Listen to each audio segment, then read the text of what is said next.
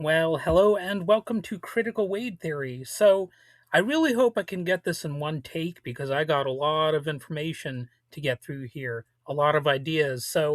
If the upcoming midterms swing toward a major victory for the Democrats, especially the more progressive ones, then the post election conversation shouldn't just be a victory lap. It could be a moment for big demands. So today I'm presenting a theoretical framework for reform, a blueprint of what we could put on the table. And these aren't even the most radical ideas, of course. These are more reformist minded. I'm not talking about abolishing the entire system, man. I'm just talking about relatively modest, moderate reforms, and a few of them are probably going to be a little bit more radical than others. Some are going to be more realistic than others, but I encourage you to have an open mind as I go through this stuff. So, full disclosure up front, this is entirely on the theoretical side. I don't have a crystal ball, and we all know that no reform idea is ever going to be perfect. People mess things up all the time.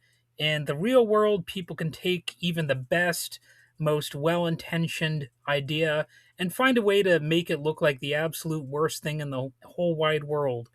But exploring what's possible is how change starts. So let's dive in already. I think I've done enough of the preamble stuff. So, part one, institutional and foreign policy shifts.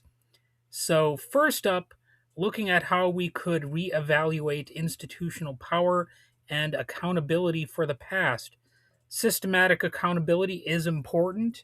I mean, that's one of the things that should be first on the list. So Congress could pursue deep investigations, potential impeachments, or charges regarding past leadership actions. Let's just put it like that for now, and potential war crimes within administrative and military branches. So I don't think I need to go through an exhaustive list of all that. I've covered a lot of the stuff in previous episodes, and plenty of people are already aware of some of the crimes committed by the the president and whatnot, and that's potentially, a source of contention.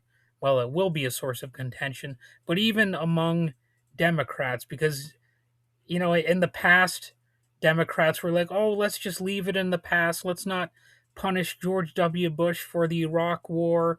Let's look forward, not backward." But no, there comes a point where we have to throw that understanding in the trash and just punish people for crimes like bombing a girls' school, for example. That's just one example. I'm not going to go through a huge list. But how about looking at the executive branch, we could place much tighter cultural and legal restrictions on presidential powers, shifting the role closer to a national figurehead or a mascot rather than a hyper powerful executive. So, no more president acting as judge, jury, and executioner, no more blatant violations of the US Constitution. Let's throw all of that in the dustbin of history. How about the judiciary? We could aggressively reform the Supreme Court. Okay, how about we, put the Supreme Court under a glass dome to prevent outside influence? Seriously, though, we should have means to prevent Supreme Court justices from outside influence. Also, how about a ban on political dynasties? If someone is the child or spouse of a congressman, senator, or judge, they should be barred from holding such office. Now, I know some people are going to they're going to be like, "Whoa, whoa, whoa, that's too unrealistic." But just hear me out here.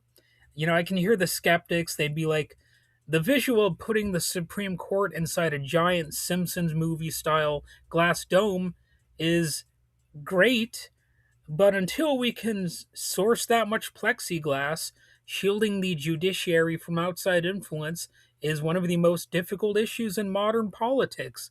And then they'll go off on a tangent about how unrealistic it is and blah, blah, blah, blah, blah.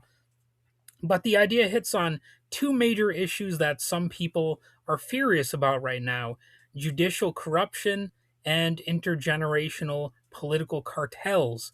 When it comes to the political dynasty thing and these judges being influenced by outside groups. So, there may be ways we can actually build institutional glass domes around the Supreme Court. Figurative, not literal. So, since shielding judges from outside influence is a massive hurdle, we could implement a binding, enforceable code of ethics overseen by an independent board, maybe of retired judges, with the power to investigate justices, subpoena records, and issue binding disciplinary actions for undisclosed gifts, travel, or conflicts of interest. I wonder which Supreme Court justice I might be talking about. It wouldn't be Clarence Thomas now, would it? Nah. We could also mandate absolute blind trusts or full stock bans for justices, shift to a staggered system so that every president gets exactly two appointments per term with an 18-year term limit per Supreme Court justice. And you might want to have such rules for, the courts in general.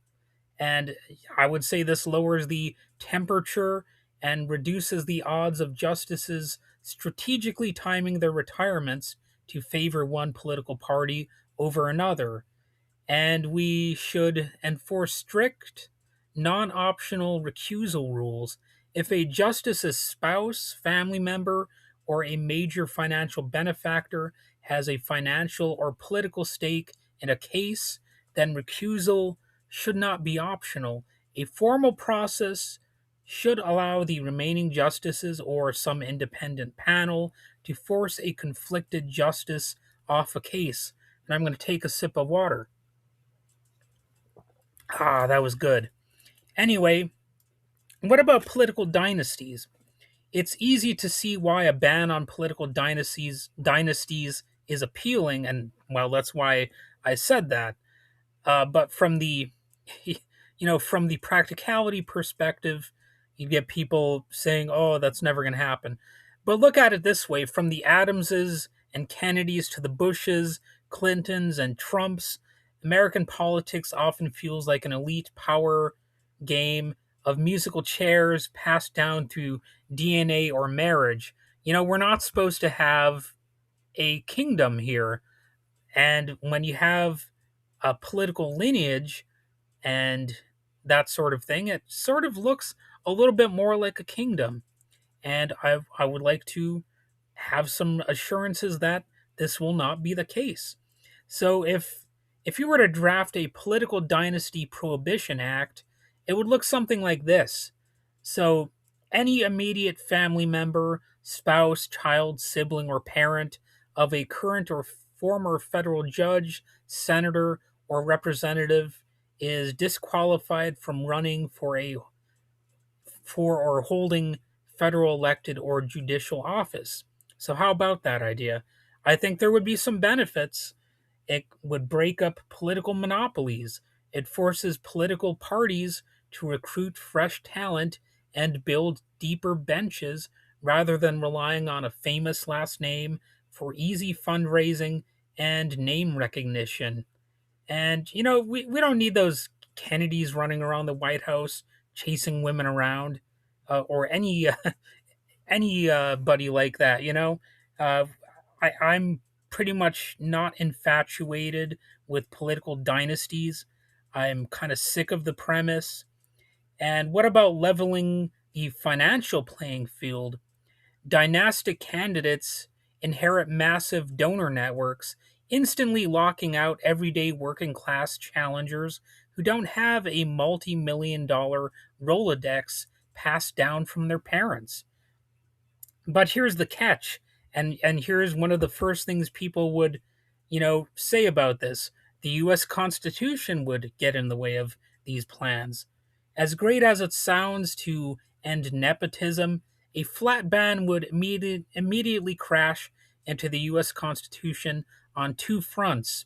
There's the qualification clauses. The Constitution explicitly states the only requirements to be a senator or representative are age, citizenship, and inhabitancy of the state. And, you got a Supreme Court case, Powell versus McCormick from 1969, that Congress cannot add new qualifications or disqualifications to these rules. So you've also got the First and 14th Amendments disqualifying someone purely based on who they married or who their parents are would be struck down as a violation of their right to equal protection and freedom of association. So it already sounds like I'm being, you know, unrealistic, and maybe I'm just not having any regard for the law here with these suggestions, right? That's what a lot of people would say. So, to actually pull off a ban on political dynasties, it would require a constitutional amendment, which is incredibly difficult to pass. So, that doesn't mean it can't be done, and there should certainly be pressure to do it. I seriously think such an effort should be made, and I think this should be something people start talking about a little bit more. It's less radical than a common talking point, which is succession. You hear right wingers talk about succession all the time, and this is less radical than that.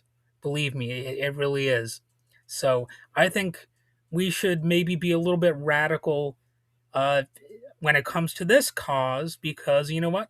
Political dynasties suck ass. I would like to do away with them.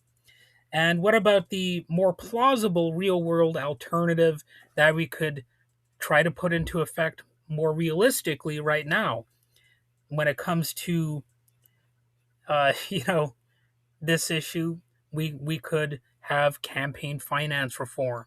That's like a little less necessary when it comes to going through constitutional hurdles, because they've done campaign finance reform in the past. And really, what needs to happen for a lot of this stuff to actually be possible is you just get rid of these old toads on the Supreme Court. On the Supreme Court, I just had a struggle with saying the word court there. I'm losing my voice a little bit.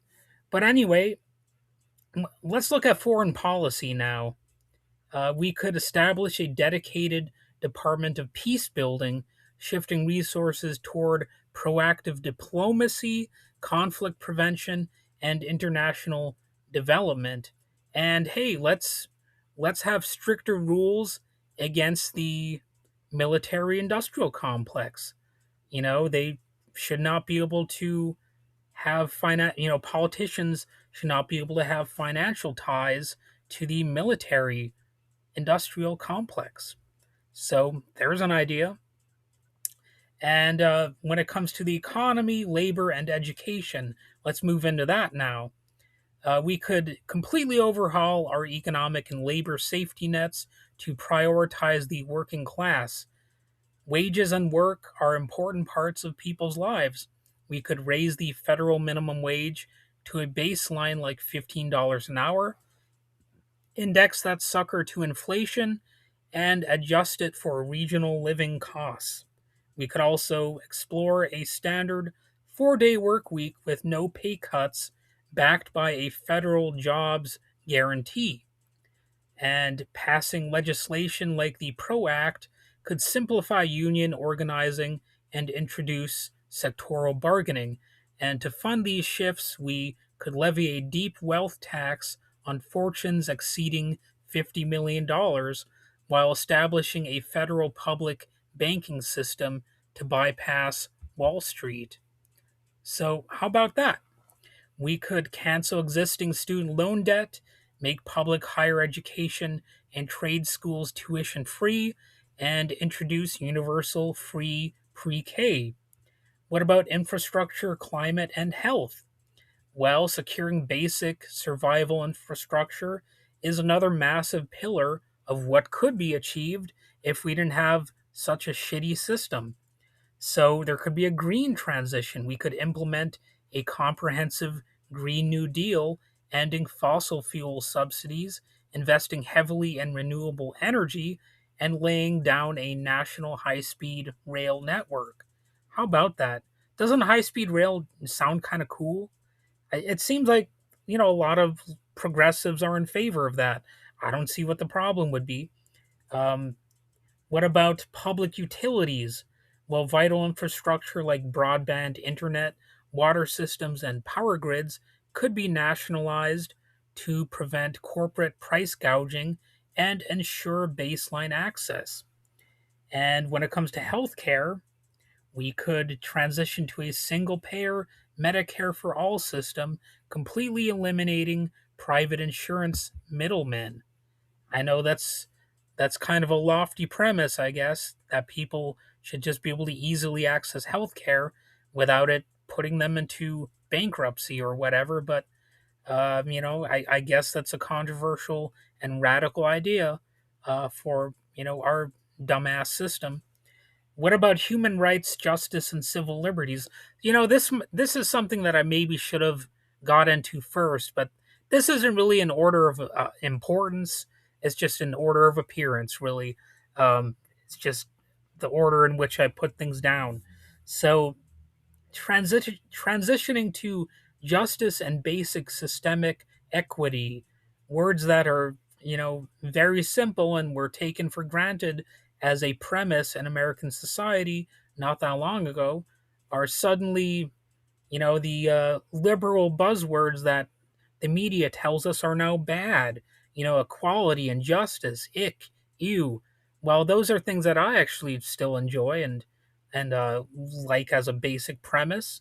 So when it comes to immigration, there's all this immigrant bashing going on, and Trump is trying to just treat immigrants as if they're all demons. Well, non-white immigrants actually, and non-Christian immigrants also. But we could replace the current ICE framework with a humanitarian border model, opening paths to easy citizenship and ending family detention. How about this? Like, if you are not a violent criminal, you should be able to travel not just to the United States, but practically anywhere in the world you want. How's that as a basic premise? Like a utopian vision unfolding. Well, it's actually not that utopian. It's how people would be able to live if the world wasn't as dystopian as it is. And you know what? If people still are committing crimes, as I'm sure would happen sometimes, well, that's all the more reason for us to actually communicate globally when it comes to, you know, the Ted Bundys of the world or whatever. We already have things like Interpol for international crimes. And by the way, if we're that concerned about international criminals, well, one of the first steps is not to vote them into office. You know, stop electing criminals, and all that kind of stuff. And we know increasingly that these people with money and power often are criminals because that's what the Epstein scandal has revealed. All of these links between all of these wealthy elites and people in government, and let's face it, some people in the entertainment world and politics and whatnot, a lot of them have some ties to Epstein. And, there are a lot of international movements that are dangerous and deadly, and that's not being fought by these immigrant bashers.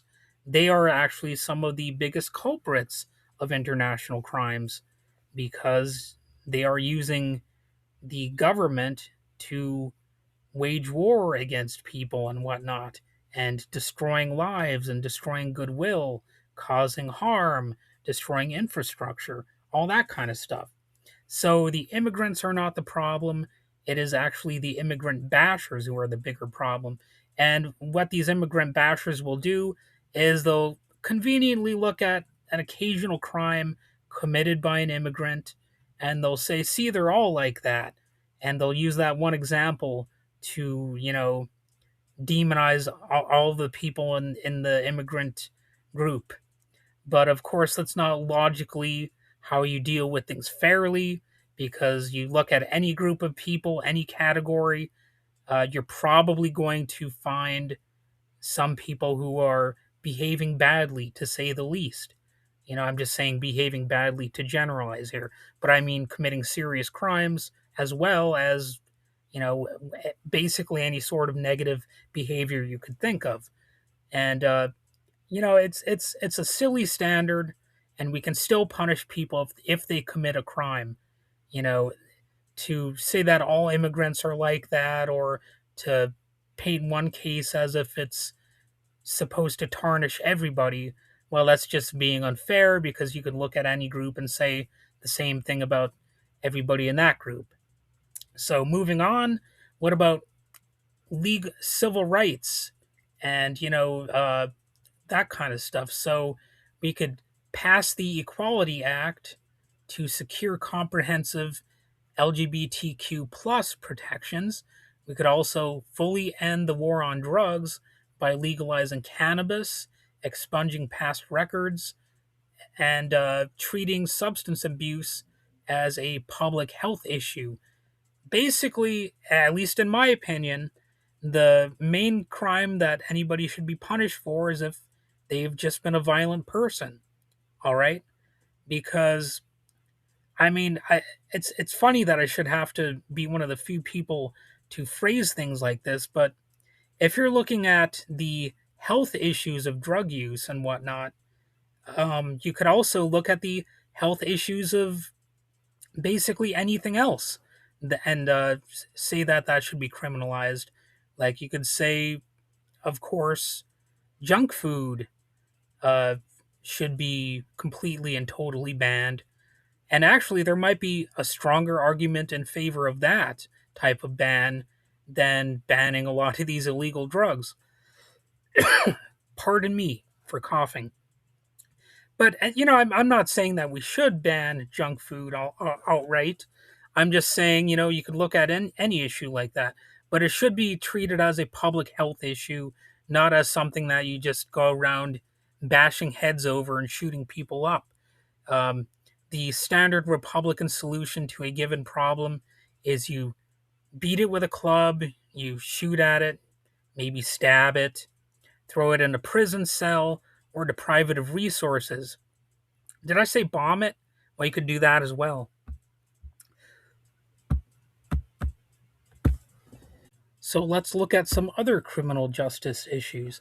Nationally, we could abolish the death penalty and cash bail, because bail should not be a class phenomenon, eliminate mandatory minimums, and demilitarize police forces, redirecting funds to community services and empowered civilian oversight boards.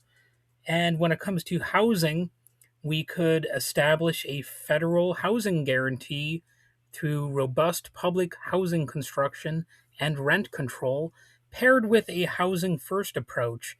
We could tie it all together with universal free childcare and a monthly universal basic income stipend for adult citizens. Now, I know a lot of you out there, you're going to be like, universal basic income? Why would, what? And that's because you never hear, at least typically, you never hear positive stories about what universal basic income could be, because the right wing media won't tell you a lot of these things. But I'm going to go over why a UBI would actually probably be a good thing. For starters, it could lead to poverty alleviation. By providing a financial floor, UBI ensures that everyone can afford basic survival needs like food, housing, and health care, fundamentally reducing wealth inequality. What about automation and AI protection? With rapid advancements in artificial intelligence and robotics threatening traditional employment, UBI is a necessary long term safety net, and unconditional income provides a financial cushion, giving individuals leverage to walk away from exploitative jobs or unsafe working conditions, ultimately forcing employers to offer better wages and benefits. What about the issues of financial stress and poverty? Well, those are deeply tied to poor physical and mental health. UBI reduces stress levels, or at least could, and could give individuals the means to afford medical treatments. UBI recognizes the societal value of unpaid work, such as raising children or caring for elderly relatives.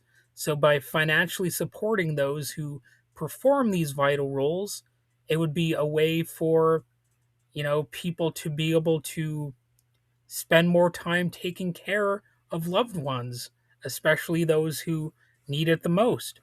And a guaranteed income lowers the financial risk for entrepreneurs, allows adults and youth to pursue further education or vocational training, and gives artists the stability to create meaningful work.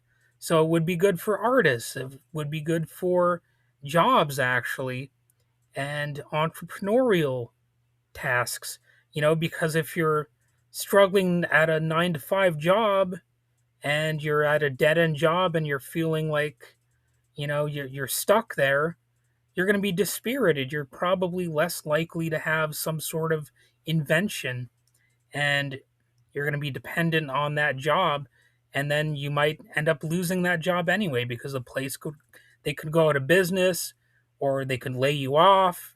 Maybe there's an economic crisis or a natural disaster.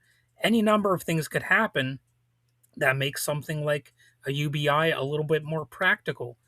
What about replacing complex means tested welfare programs with a single universal cash transfer? I think that could help it could help cut government red tape, reduce program leakage as it would be awkwardly called, and provide immediate crisis relief without bureaucratic delays. So those are just some of the things that a UBI could do. And when it comes to democratizing the ballot, structural policy doesn't hold if the voting system itself is compromised. So we could expand access, expand voting protections through automatic voter registration, making Election Day a national holiday, and drawing lines through independent anti gerrymandering commissions. What about campaign finance? Well, we could overturn Citizens United, establish public election financing, and set strict caps on individual and corporate political contributions. Just have public financing of elections. That's something that Ralph Nader argued for way back in 2000. It was a pretty common talking point that he made. And what about honesty in politics? Well, you know, that's a tricky one because politicians lie all the time. But let's talk about the mechanism for keeping politicians honest once they're in office, as much as a person might roll their eyes and say they're all corrupt and there would be no ways to potentially hold them accountable for their lies. But my notes here are going to lay out a radical infrastructure for institutional honesty. But let's be entirely honest here. Let's be real. Enforcing truth is an absolute political minefield and a logistical nightmare. Who decides what a lie is? How do you prevent that power from being weaponized by the ruling party? So it is highly controversial, and I'm admitting that up front here. But theoretically, here is how a toolkit like that could look. So there would have to be legal consequences, I'm afraid. We could introduce a political honesty act using fines, mandatory retractions, and official censures, and courts could be granted the power of judicial review to order retractions backed by automatic prosecution for perjury and some congressional hearings. And that's possibly a controversial thing, but I'm just saying what enforcement of honesty would look like in the government. So, what about tracking and tech? We could launch a public lies registry and a real time political integrity scorecard, potentially using technology to create tamper proof logs of official government communications. And when it comes to media and advertising, the FTC could apply strict truth in advertising standards to campaigns, forcing pre vetting of ad claims and mandating that media outlets provide equal airtime for formal corrections. We could also fund independent fact checking bodies with visible truth ratings attached to political broadcasts. Now, I know people out there would be wondering, like, wouldn't this be, a mess to enforce? And the answer is yes, it would be. But this is what the process would look like. It would look something like this. Like in the past, I've argued that politicians should be forced to wear corporate logos on their suits to to reveal to the voting public who is financing them. Now that's also unrealistic, but this is a little bit more like a serious uh, kind of approach, as complicated as it ultimately would be. What about citizen power? We could establish randomly selected citizen oversight committees with subpoena power, lower the thresholds for rapid voter recall mechanisms, and aggressively protect internal whistleblowers with total anonymity. How about that? Well, that's just the theoretical blueprint. A lot of big ideas, a lot of potential minefields, but a massive vision for what could be. So, thanks for listening. Uh, I've really went over a lot of stuff here. Again, some of the stuff is more plausible than other things. Some things I would probably end up ultimately questioning more as they are implemented or as they could be implemented. But ultimately, these are just ideas that I'm presenting. Let me know what you think. I know already some people are going to be like foaming at the mouth. They're going to be spitting venom at me, saying all of these ideas suck. You're unrealistic. You're this. You're that. But you know what? Hell with it. I'm going ahead with this episode anyway. And you have a good one, I guess, if that's possible. And I'll see you in the next episode.